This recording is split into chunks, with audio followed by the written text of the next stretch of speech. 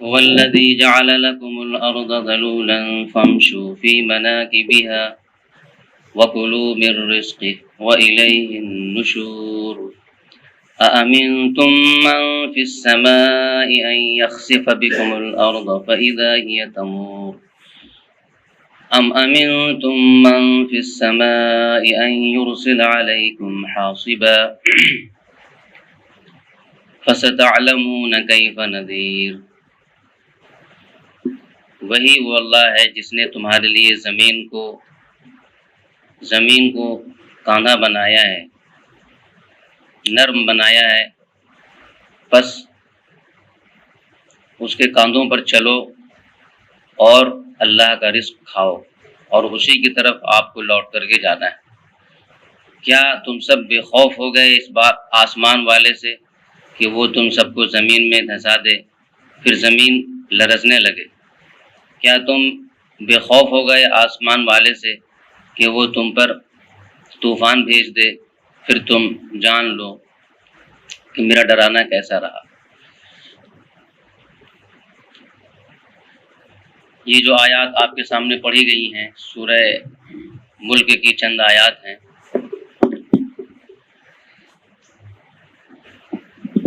اس میں اللہ تعالی نے پہلی آیت پہ حلال رزق تلاش کرنے کی فضیلت بیان فرمائی ہے اور دوسری آیت میں اللہ تعالیٰ نے اپنے عذاب کا تذکرہ کیا ہے۔ سر دست آج ہمیں جس چیز کو بیان کرنا ہے وہ حلال روزی ہے۔ حلال روزی کا کمانا اسلام میں کیا اہمیت رکھتا ہے، اور جو لوگ حلال روزی کے لیے کوششیں کرتے ہیں، تگ و دو کرتے ہیں، بھاگ دوڑ کرتے ہیں، ان کے لیے کیا ثواب اللہ تعالیٰ نے رکھا ہے۔ اس سلسلے میں چند احادیث بیان کی جائیں گی اور صحابہ کرام کے اعمال افعال آپ کے سامنے بیان کیے جائیں گے انشاءاللہ۔ سب سے پہلی بات تو یہ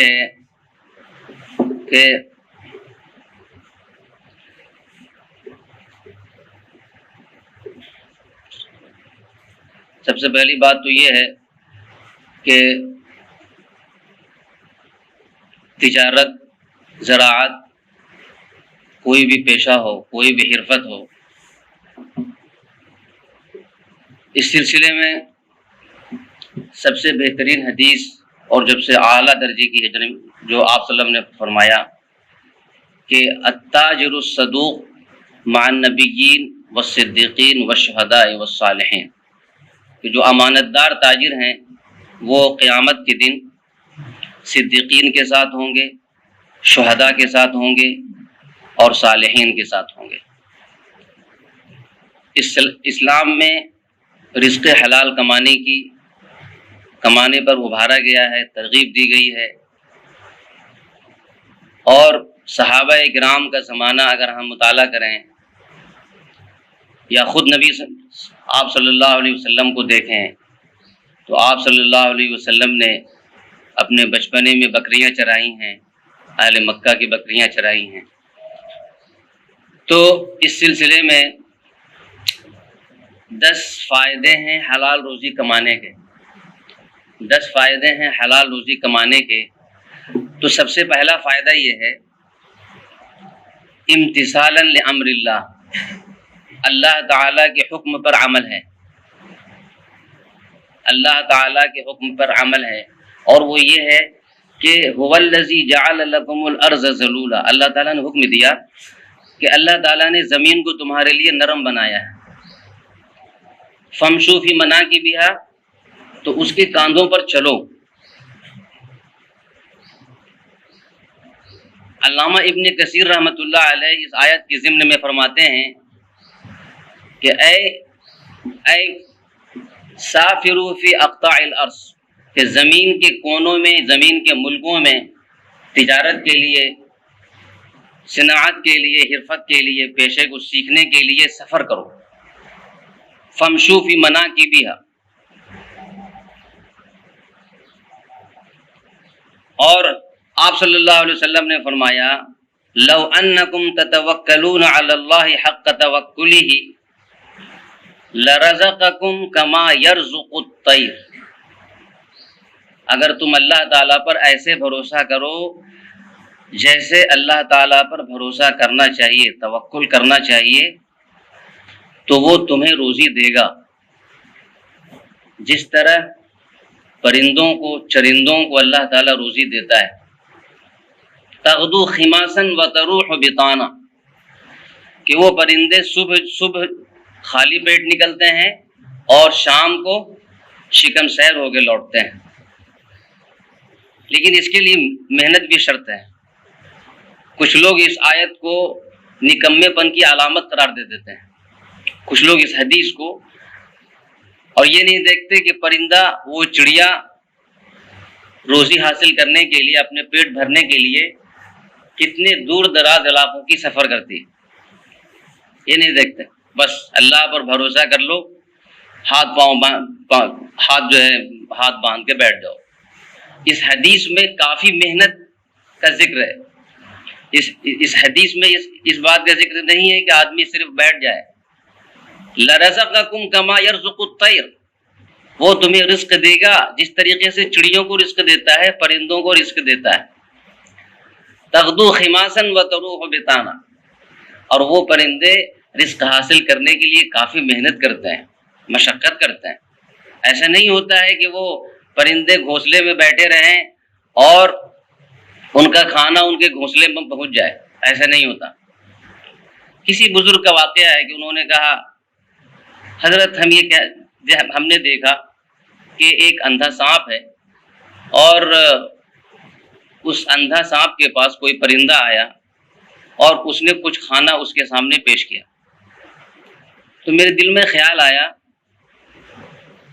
کہ کیوں نہ، جب اللہ تعالیٰ جب اندھے کو روزی دینے والا ہے، جب اللہ تعالیٰ اندھے کو روزی پہنچا سکتا ہے تو ہمیں بھی روزی پہنچائے گا، ہم گھر میں بیٹھے رہیں۔ تو انہوں نے کہا، کیا تم نہیں چاہتے کہ تم سانپ بننا چاہتے ہو یا پرندہ بننا چاہتے ہو؟ جس نے اس اندھے سانپ کی مدد کی، تم وہ بننا چاہتے ہو یا پھر وہ آپ اندھا سانپ بننا چاہتے ہیں؟ تو انہوں نے کہا کہ نہیں، ہم تو مدد کرنے والے بننا چاہتے ہیں۔ تب کہا پھر ٹھیک ہے، محنت کرنا پڑے گا، اس کے لیے محنت شرط ہے۔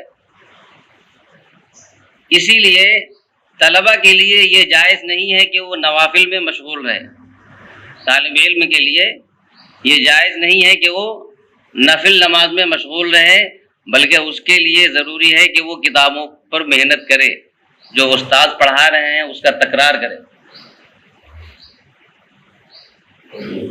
تو پہلا فائدہ یہ ہو گیا کہ اللہ تعالیٰ کے حکم کی اطاعت ہے، اور دوسرا فائدہ ہے جہاد کا اجر، کہ جو لوگ رزق حلال کے لیے کوششیں کر رہے ہیں، تگودو کر رہے ہیں، بھاگ دوڑ کر رہے ہیں، ان کو اللہ تعالیٰ جہاد میں جانے والوں کا اجر دے گا۔ اور اس کی دلیل کیا ہے؟ قرآن کی آیت ہے، وَآخَرُونَ يَضْرِبُونَ فِي الْأَرْضِ، کہ دوسرے وہ لوگ ہیں جو زمین میں سفر کرتے ہیں، يَبْتَغُونَ مِن فَضْلِ اللَّهِ، اللہ کا فضل، یعنی اللہ تعالیٰ نے جو روزی تمہارے لیے مقدر کیا ہے اس کو حاصل کرنے کے لیے سفر کرتے ہیں۔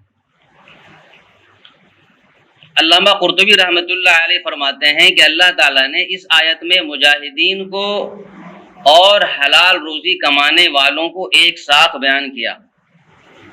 اس آیت میں فرماتے ہیں کہ دونوں کو ایک ساتھ بیان کیا، یہ اس بات کی دلیل ہے کہ حلال روزی کمانا بھی جہاد کے درجے میں ہے۔ حلال روزی بھی کمانا جہاد کے درجے میں ہے۔ جو لوگ رزق حلال کے لیے کوششیں کرتے ہیں، شب و روز اس کے لیے محنتیں کرتے ہیں، وہ اجر میں انہی کے قائم مقام ہیں، کیونکہ اللہ تعالیٰ نے ان دونوں کو ایک ساتھ بیان فرمایا ہے۔ یہ دو فائدے ہو گئے حلال روزی کمانے کے۔ تیسرا فائدہ ہے ان تتشبہ بالانبیاء، تیسرا فائدہ ہے انبیاء کی مشابہت۔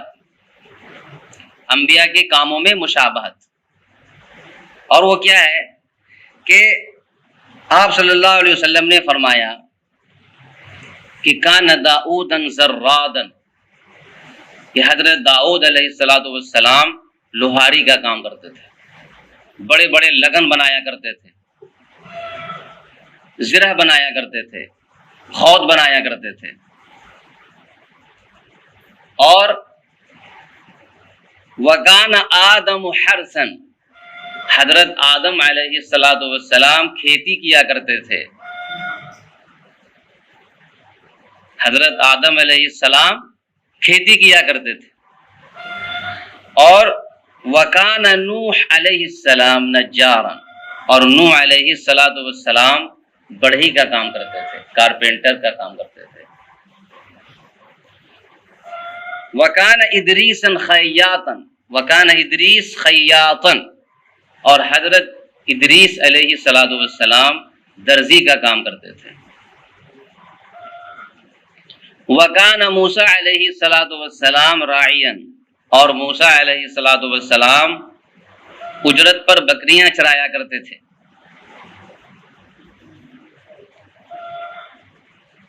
اور تو اس سے کیا معلوم ہوتا ہے کہ انبیاء کرام نے کبھی بھی نکمے پن کو، بیکاری کو کبھی بھی بڑھاوا نہیں دیا، نماز روزے کے ساتھ کبھی بھی بیکاری کو بڑھاوا نہیں دیا، دین کو بھی ساتھ رکھا اور دنیا کو بھی ساتھ رکھا، اور صحابہ کرام اگر اس طرف مائل ہوئے تو ان کو تنبیہ کی کہ ایسا نہ کرو کہ ایک دم سے بالکل نماز کی طرف مائل ہو جاؤ، نماز کی طرف پڑ جاؤ، سنتوں پہ نفل نمازوں کی طرف پڑ جاؤ اور کمانا دمانا چھوڑ دو، نہیں۔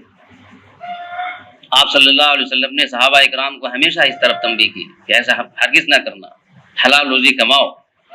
اور اس سے بھی بڑی بات کیا ہوگی کہ آپ صلی اللہ علیہ وسلم نے بکریاں چرائی ہیں، آپ صلی اللہ علیہ وسلم نے بکریاں چرائی ہیں۔ صحیح بخاری کی روایت ہے، ما من نبی الا وقد رعى الغنم، کوئی بھی نبی دنیا میں ایسا نہیں ہے، 1,24,000 انبیاء اکرام آئے ہیں کم و بیش، جو کہ اصل تعداد کسی کو معلوم نہیں ہے، کوئی بھی نبی دنیا میں نہیں آیا مگر انہوں نے بکریاں چرائی ہیں۔ صحابہ اکرام نے پوچھا، قالوا وانت یا رسول اللہ، اے اللہ کے رسول، کیا آپ نے بھی بکریاں چرائی ہیں؟ تو انہوں نے فرمایا ہاں، نعم،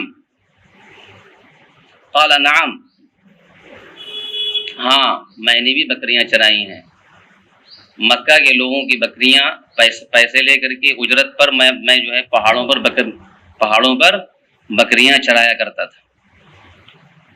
اس سے کیا پتہ چلتا ہے؟ محنت، مشقت، یہ ہمارے نبی صلی اللہ علیہ وسلم کا خاصہ ہے، اور نکما ہونا، راحت اور آرام کی طرف مائل ہونا، سست ہونا، یہ سنت کے برخلاف ہے، اسلام کے برخلاف ہے۔ تو یہ اس کے بعد چوتھا فائدہ حلال روزی کمانے کا یہ ہے کہ ان یعف نفسہ عن مسألۃ الناس، لوگوں کے سامنے ہاتھ پھیلانے سے وہ بچ جاتا ہے، لوگوں کے سامنے ہاتھ پھیلانے سے وہ بچ جاتا ہے، محنت نہیں کرے گا، پیسے نہیں کمائے گا، 4 لوگوں سے مانگے گا، پیسے مانگے گا، وہ جگہ جگہ لوگوں سے سوال کرے گا۔ تو چوتھا فائدہ یہ ہے کہ وہ اپنے آپ کو ذلت سے بچاتا ہے، ذلت سے بچاتا ہے۔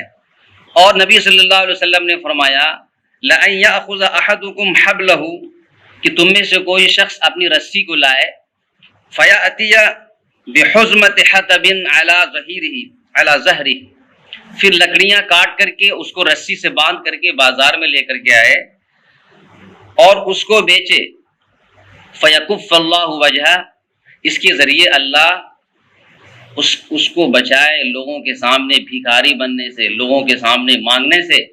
یہ بہتر ہے کہ وہ کسی کے سامنے جا کر کے ہاتھ پھیلائے، کسی کے سامنے جا کر کے ہاتھ پھیلائے، اس سے بہتر یہ ہے کہ لکڑیاں کاٹ کر کے لاؤ اور جا کر بازار میں بیچو۔ اس وقت کے حساب سے ابھی بہت سارے پیشے ہیں، بہت ساری چیزیں ہیں۔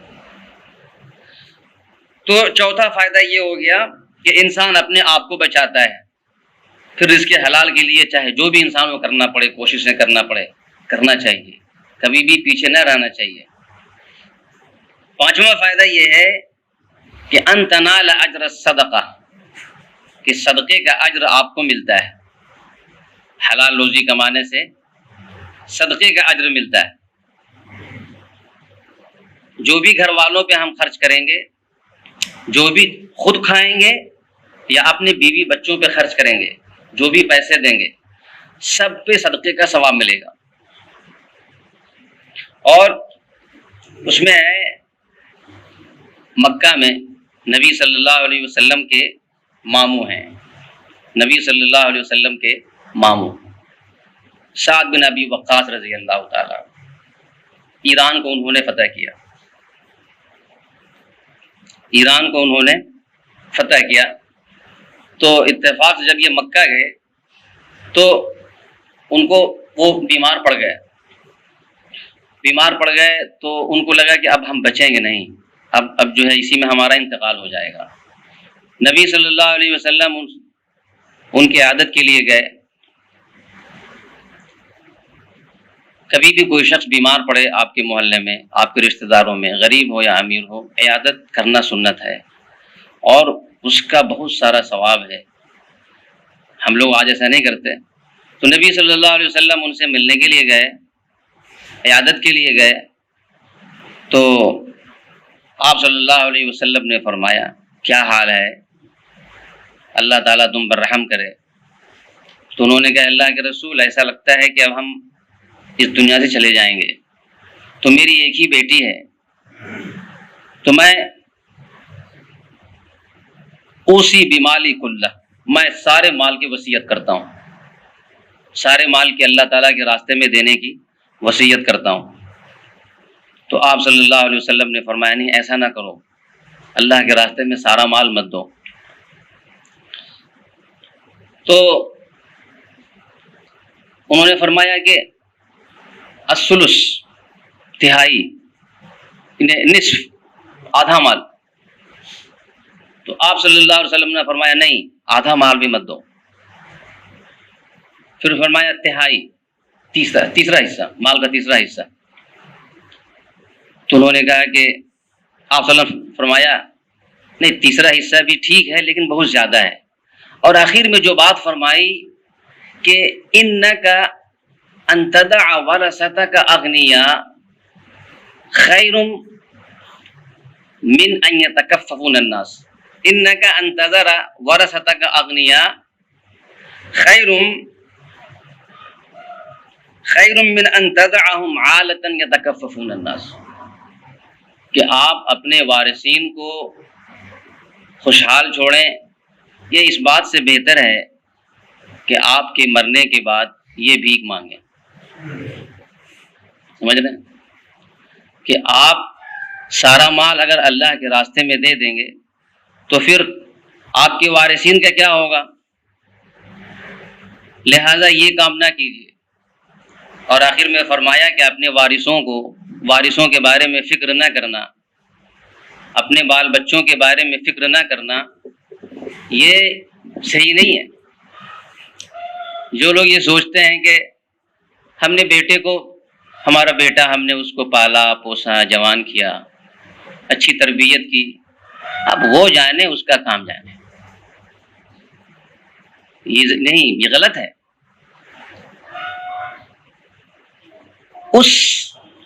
آپ اپنی اولاد کو اڑنا سکھائیں، ہنر سکھائیں، کمانا سکھائیں، حلال روزی کمانا سکھائیں، یہ آپ کے لیے ضروری ہے، ہر والدین کے لیے ضروری ہے۔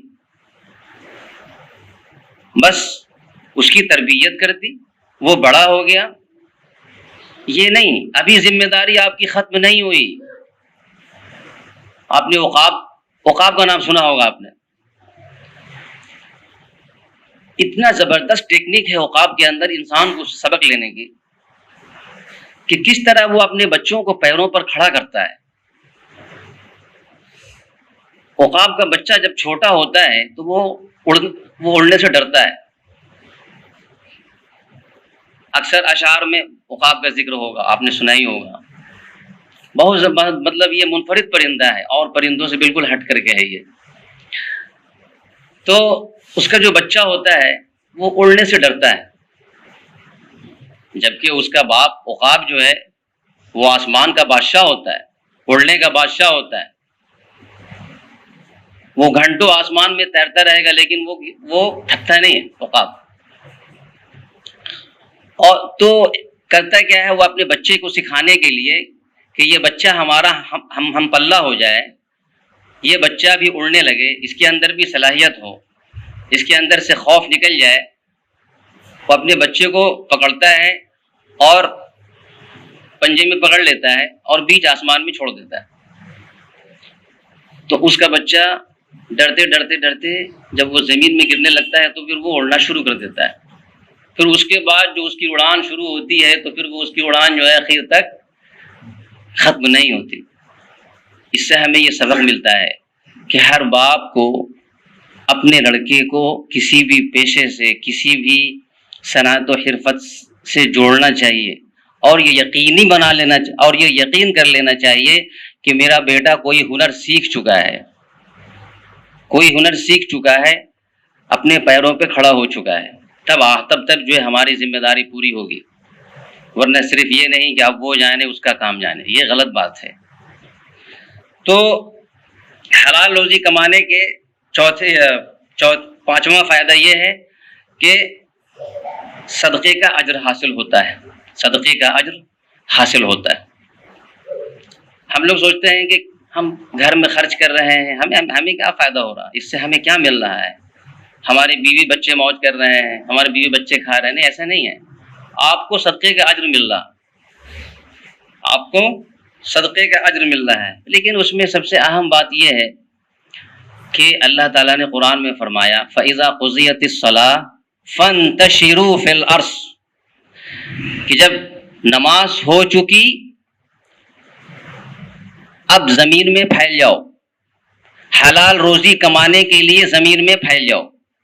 فَانْتَشِرُوا فِي الْأَرْضِ، زیادہ نوافل میں مشغول ہو کر کے وہ آپ اپنا ٹائم وہ نہ کیجیے. خیر جو آدمی اس کے لیے ہے خالص ہے تو اس کے لیے مسئلہ نہیں ہے، لیکن جو آدمی کسی کام سے جڑا ہوا ہے اور سستی کرتے ہوئے نفل نمازوں میں مشغول ہو جاتا ہے، یہ صحیح نہیں ہے.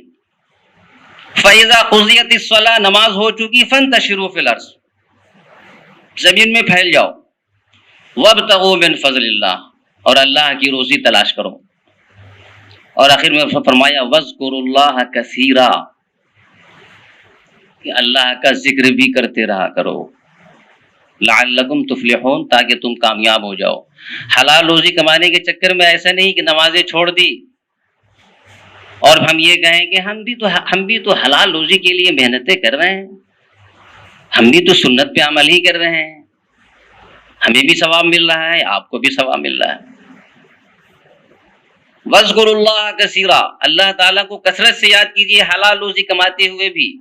اس کا مطلب یہ ہوا نمازوں کی پابندی کریں، نمازوں کی پابندی کریں. لیکن جو لوگ حلال روزی کمانے کے متلاشی ہیں وہ نمازوں میں سست ہیں. جو لوگ حلال روزی کمانے کے متلاشی ہیں، جو لوگ حلال روزی کماتے ہیں وہ نمازوں میں سست ہیں. شاید ان کے لیے حلال روزی کمانا ان کے نزدیک بڑا عمل ہے، لیکن لعلکم تفلحون، تاکہ تم کامیاب ہو جاؤ. فلاح کا تعلق دنیا سے بھی ہے اور آخرت سے بھی ہے. حلال روزی کماتے ہوئے اگر آپ کامیاب ہو گئے اللہ کے فضل سے، اللہ ہم سب کو کامیاب کرے، تو روز قیامت میں سب سے پہلے تو نماز کا ہی حساب ہوگا. ان اول ما يحاسب به العبد يوم القيامه الصلاة، کہ روز قیامت میں سب سے پہلے نماز کا حساب ہوگا. جب اس نماز کے حساب میں یہ پکڑے جائیں گے، بعد میں اس کا نمبر آئے گا. تو وَاذْكُرُوا اللَّهَ كَثِيرًا، اللہ تعالیٰ کو کثرت سے یاد کریں. حلال روزی اگرچہ کما رہے ہیں لیکن ہماری نماز نہیں چھوٹنی چاہیے. بہت سے لوگوں کو پڑھاتے ہوئے دیکھتے ہیں گھروں میں جا کر کے، لیکن مجھے ایسا لگتا ہے کہ وہ ٹیوشنوں کے چکر میں نمازیں چھوڑ دیتے ہیں. یا پھر نماز کو وہ قضا کر دیتے ہیں۔ یہ اسلام کی شرافت اور دیانت سے گری ہوئی بات ہے کہ محض دنیا کے لیے، دنیا حاصل کرنے کے لیے حلال روزی کے کو جو ہے دلیل بنا کر کے نمازیں چھوڑ دیں۔ ایسا نہیں ہونا چاہیے۔ ہر انسان کو چاہیے کہ نماز کی پابندی کرے۔ چوتھی چیز کیا ہے؟ اس کے بعد چھٹا فائدہ یہ ہے حلال روزی کمانے کا کہ اسباب کو اختیار کریں۔ حلال روزی کمانے کے جو بھی ذرائع ہیں، جو بھی وسائل ہیں، اس کو انسان کو اختیار کرنا چاہیے۔ دعا کے ساتھ ساتھ دوا کا بھی استعمال کرنا چاہیے۔ دعا کے ساتھ دوا کا بھی استعمال کرنا چاہیے، کیونکہ نبی صلی اللہ علیہ وسلم نے فرمایا اگر تم اللہ تعالیٰ پر ویسے بھروسہ کرو جیسے بھروسہ کرنے کا حق ہے تو وہ تمہیں روزی دے گا جس طرح پرندوں کو اللہ تعالیٰ روزی دیتا ہے۔ اس کے بعد ساتواں فائدہ یہ ہے ان یکون مطعمہ حلالا، کہ حلال روزی کمانے سے اس کی روزی حلال ہو جاتی ہے، پھر اس کا عمل بھی قبول ہوتا ہے۔ فیقبل اللہ عملہ، اللہ تعالیٰ اس کے عمل کو بھی قبول کرتا ہے۔ حدیثوں میں آتا ہے کہ ایک شخص دعا مانگ رہا ہوتا ہے، غبار آلود ہوتا ہے، اللہ تعالیٰ سے کہہ رہا ہوتا ہے یا اللہ ہمیں یہ کر دے، ہمیں یہ دے دے، ہماری یہ پریشانی کو دور کر دے۔ آپ لوگوں نے سنی ہوگی نا یہ حدیث کہ ایک شخص اس طرح سے دعائیں کرتا ہے لیکن اس کا کھانا بھی حلال ہے، اس کا پہننا بھی حرام ہے، پھر اس طریقے سے اللہ تعالیٰ اس کی دعا کو کیسے قبول کرے گا؟ حجاج بن یوسف جب بغداد آیا، عراق آیا، تو یہاں کے لوگ اتنے سرکش تھے کہ کسی بھی گورنر کو ٹکنے نہیں دیتے تھے، یہاں تک کہ صحابہ کرام کی شکایت پہنچائی ہے جا کر کے وہاں خلیفۃ المسلمین سے، عمر رضی اللہ عنہ سے، اور آخر میں بیچارے کو معذول ہونا پڑا۔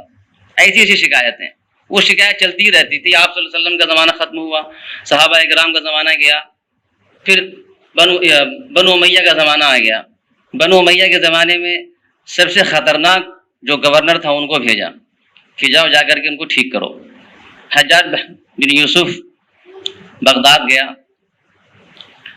وہاں جا کر کے مسجد نبوی پہ بیٹھا اور اس نے ایسی زبردست تقریر کی کہ سب کی حالت خراب ہو گئی۔ جا کر کے وہاں ایسی زبردست تقریر کی اور کہا کہ میں دیکھتا ہوں کہ تم لوگ کسی گورنر کو ٹکنے نہیں دیتے ہو، اور میں دیکھتا ہوں کہ تم لوگ اپنے گورنروں پہ کنکریاں پھینک کر مارتے ہو شرارت کے۔ مجھے ایسا لگتا ہے کہ شیطان نے تمہارے دماغ میں بچہ دے دیا، شیطان نے تمہارے دماغ میں گھونسلہ بنا لیا، پھر بچے بھی دے دیے ہیں۔ اور اس کے بعد کہی کہ اگر تم لوگوں نے میری بات نہیں مانی تو سر آپ کے تن پہ نہیں رہے گا اور نہ آپ تن کر کھڑے ہو پائیں گے۔ اس کے بعد پھر سب لوگ ٹھیک ہو گئے۔ تو ہاں، اور پھر کیا کیا اس نے؟ معلوم ہوا کہ کچھ لوگ مستجاب الدعوات ہیں، یعنی ان کی دعائیں قبول ہو جاتی ہیں، تو ان کی دعوت کی، ان کو بلایا اور ان کو حرام کھانا کھلا دیا، ان کو جو ہے ایسا کھانا کھلا دیا جو کہ وہ روزی حرام کی تھی۔ اس کے بعد کہا حضرت آپ جائیے، اب ہم آپ سے مطمئن ہو گئے، اب آپ دعا کریں گے آپ کی دعا جو ہے قبول نہیں ہوگی۔ تو حرام روزی کا ہماری دعاؤں میں، ہماری دعاؤں کے قبول نہ ہونے میں بہت بڑا دخل ہے۔ تو اس کی بھی ضرورت ہے کہ ہم حلال روزی اگر ہم حلال روزی کے ساتھ اللہ تعالیٰ سے دعا کریں گے تو ہماری دعا کبھی بھی رد نہیں ہوگی۔ اس کے بعد ہے، اور نبی صلی اللہ علیہ وسلم نے سعد بن ابی وقاص رضی اللہ تعالیٰ عنہ سے فرمایا اطب مطعمک تکن مستجاب الدعوات، کہ آپ اپنی روزی کو حلال رکھو، آپ ایسا بن جائیں گے کہ آپ کی ہر دعا قبول ہوگی، آپ ایسا بن جائیں گے کہ آپ کی ہر دعا قبول ہوگی۔ تو یہ ساتواں فائدہ ہے کہ حلال روزی کمانے والا، محنت مشقت کرنے والا، مزدوری کرنے والا، وہ حلال روزی اس کے پاس ہوتی ہے، حلال روزی اس کے بعد 8واں فائدہ ہے کہ اللہ تعالیٰ کی مغفرت حاصل ہوتی ہے. حلال روزی سے اللہ تعالیٰ کی مغفرت حاصل ہوتی ہے. اور نبی صلی اللہ علیہ وسلم نے فرمایا جو شخص رات اس حال میں گزارے کہ اپنے آپ کو تھکاتے ہوئے کسی بھی کام میں کوئی بھی ایسا کام کر رہا ہو جس میں رات گزارنی پڑتی ہو تو اللہ تعالیٰ اس کے گناہوں کو معاف کر دے گا. تو 8واں فائدہ ہے اللہ کی مغفرت حاصل ہوتی ہے. اور 9واں فائدہ ہے کہ ان تعمل لتنہض الامہ، کہ ہم جب کام نہیں کریں گے تو امت میں خوشحالی کیسے آئے گی؟ اگر ہر شخص راحت اور آرام کا جو ہے وہ طالب ہوگا تو پھر بھکمری، غربت، مفلسی امت میں عام ہو جائے گی. تو ہر انسان کو اپنی زندگی میں یہ کوشش کرنی چاہیے کہ وہ دینے والا بنے، لینے والا نہ بنے، لوگوں کے سامنے ہاتھ پھیلانے والا نہ بنے. یہ ہونا چاہیے اور اسلام نے اسی پہ ابھارا ہے. صحابہ کرام کے زمانے میں اتنے کہاں بھکاری تھے جتنے بھکاری ابھی آپ کو دکھتے ہیں. اسلام کی دوری، اسلامی تعلیمات سے دوری کا نتیجہ ہے کہ یہ ساری چیزیں ہمارے سامنے ہیں. تو اور اس کے بعد ہے کہ ہم کام کریں، ہم محنت کریں، ہم مشقت کریں تاکہ فقر و فاقہ کا اور لوگوں کے مانگنے کا سلسلہ ختم ہو. لوگوں کے جو آج بھیک مانگ رہے ہیں دروازے، اس کا سلسلہ ختم ہو، نکما پن ختم ہو. ہم دوسروں کے لیے مددگار بنیں، کسی کو پیسے دے کر کے بزنس کرا دیں، کسی کو پیسے دے کر کے پڑھا دیں. اور اس سلسلے میں جس طرح سے علماء برادری کام کرتی ہے، جو ان کے پاس ہوتا ہے وہ دے دیتی ہے. مدارس میں پڑھانے والے جو بھی ہوتے ہیں ان کے پاس جو صلاحیت ہوتی ہے وہ سب دے دیتے ہیں، اپنے پاس کچھ بھی نہیں بچا کر کے رکھتے. لیکن علماء کے بعد کا جو طبقہ ہے جو خوشحال ہے، جن کے پاس بہت پیسے ہیں، وہ نہیں چاہتے کہ یہ ہمارے ہم پلہ ہو جائے. آئی بات سمجھ میں؟ بھائی ہم چاہتے ہیں کہ ہر بچہ حافظ ہو جائے، ہم چاہتے ہیں کہ ہر بچہ عالم ہو جائے.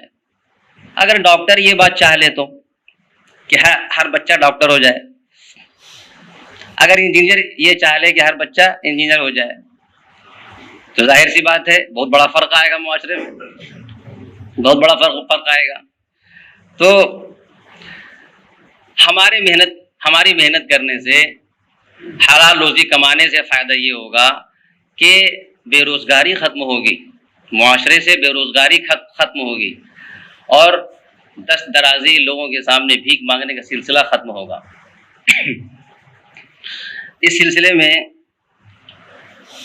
عمر رضی اللہ تعالیٰ عنہ کا قول ہے کہ یعجبنی الرجل انی لأری الرجل یعجبنی، میں کسی شخص کو دیکھتا ہوں ہٹا کٹا ہے، صحت مند ہے، تندرست ہے، تو مجھے اچھا لگتا ہے. فاقول هل له حرفہ، پھر میں پوچھتا ہوں کہ بھائی یہ صرف صحت مند ہے، تندرست ہے، کچھ کام بھی جانتا ہے، کچھ کام بھی کرنا جانتا ہے، کوئی صنعت، کوئی پیشہ، کوئی حرفت جانتا ہے؟ فقالوا لا، جب لوگ کہتے ہیں نہیں یہ صرف صحت مند ہیں، تندرست ہیں، لیکن کوئی کام نہیں جانتے، کوئی صنعت نہیں جانتے، کوئی حرفت نہیں جانتے، اپنے پاؤں پہ کھڑے نہیں ہو سکتے، یہ تو سقط عینی، وہ میری نظروں سے گر جاتا ہے، وہ میری نظروں سے گر جاتا ہے.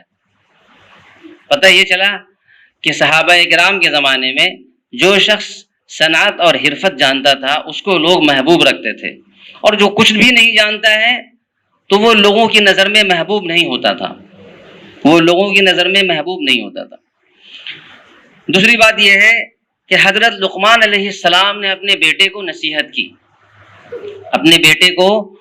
نصیحت کی اور فرمایا یا بنی، اے میرے بیٹے، استعن بالکسب الحلال، حلال مال کے ذریعے مدد چاہو، حلال مال کے ذریعے مدد چاہو۔ اور فرمایا کہ فَإِنَّهُ مَفْتَقَرَ أَحَدٌ قَطُّ إِلَّا أَصَابَهُ ثلاث خصال، کہ کوئی بھی شخص جس پر غربت آتی ہے، جس پر مفلسی آتی ہے، وہ تین چیزیں لے کر کے آتی ہے۔ جس پر بھی غربت آتی ہے، جس پر بھی مفلسی آتی ہے، وہ تین چیزیں لے کر کے آتی ہے۔ پہلی چیز رقۃ فی دینہ، دین میں کمزوری پیدا ہو جاتی ہے، دین میں کمزوری پیدا ہو جاتی ہے۔ غربت اور مفلسی کی وجہ سے وہ اپنے دین میں پختہ نہیں رہ پاتا، وہ کبھی اس سے قرض لے لیتا ہے، کبھی اس سے قرض لے لیتا ہے، کبھی اس کے سامنے ہاتھ پھیلاتا ہے، تو وہ اس کے دین میں بھی کمزوری نہیں ہوتی، وہ مضبوطی نہیں ہوتی، کمزور ہوتا ہے وہ دین کے اعتبار سے۔ دوسری چیز ہے وضعف فی عقلہ، وہ عقل کے اعتبار سے بھی پختہ نہیں ہوتا۔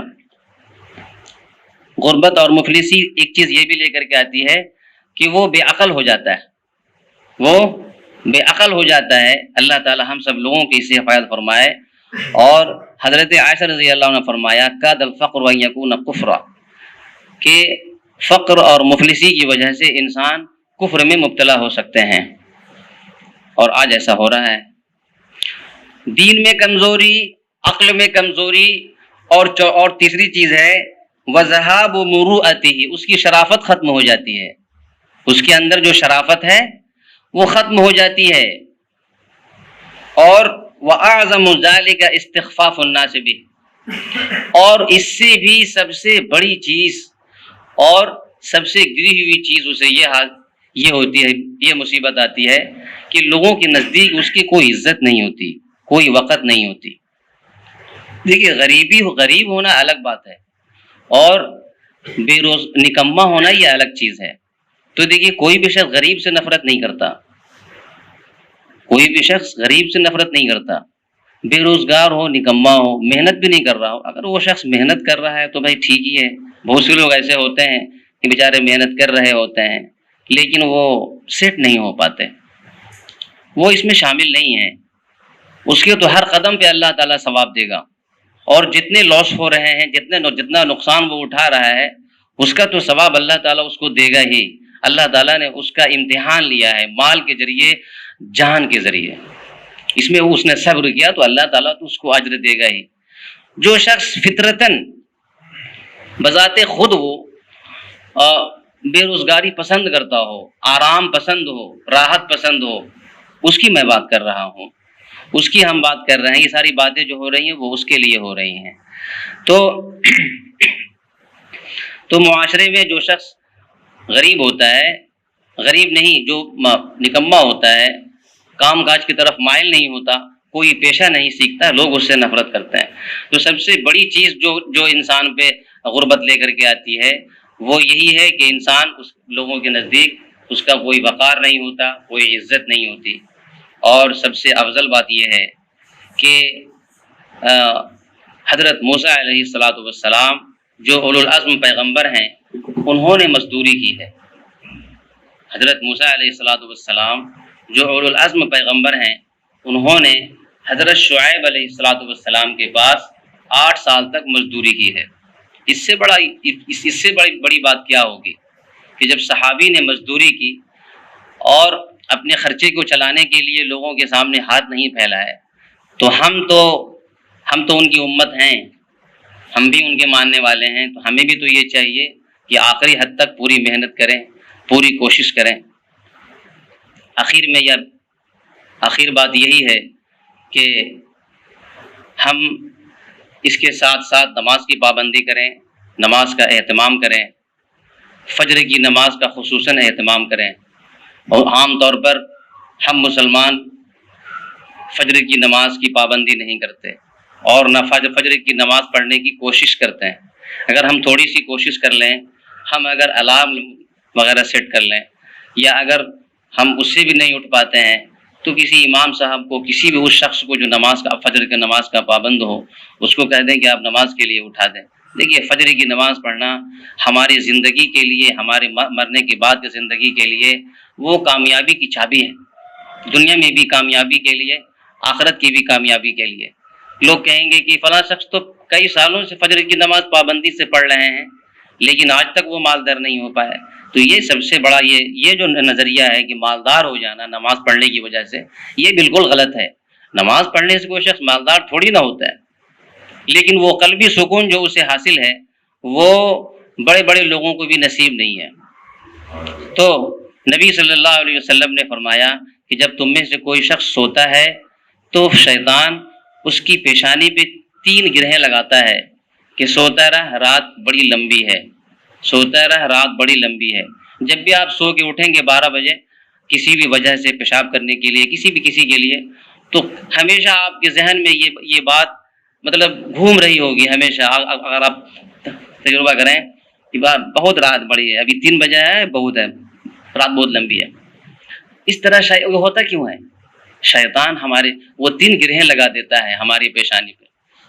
اور نبی صلی اللہ علیہ وسلم نے فرمایا کہ جب کوئی شخص صبح کی نماز پڑھ لیتا ہے، فجر کی نماز پڑھ لیتا ہے، تو وہ ساری گرہیں کھل جاتی ہیں اور وہ چست، نشاط، طاقتور ہو کر کے اٹھتا ہے۔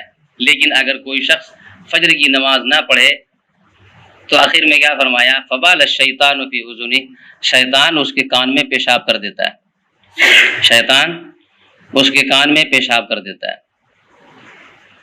اور علماء فرماتے ہیں کہ ایک شخص اگر ہمیشہ کے لیے شیطان کے اس رویے کا پابند ہوگا تو آخر میں اس کے لیے ایمان کا بچانا بھی مشکل ہو جائے گا۔ اس لیے ہم سب کو چاہیے کہ گھر والوں میں، گھر کی عورتوں میں فجر کے وقت اٹھنے کا معمول بنائیں، فجر کی نماز پڑھنے کی، قرآن کی تلاوت کرنے کا معمول بنائیں۔ اللہ تعالی ہم لوگوں کو ان تمام باتوں پر عمل کرنے کی توفیق عطا فرمائے۔ ایک مرتبہ ہم ترجمہ پھر سے کیے دیتے ہیں کہ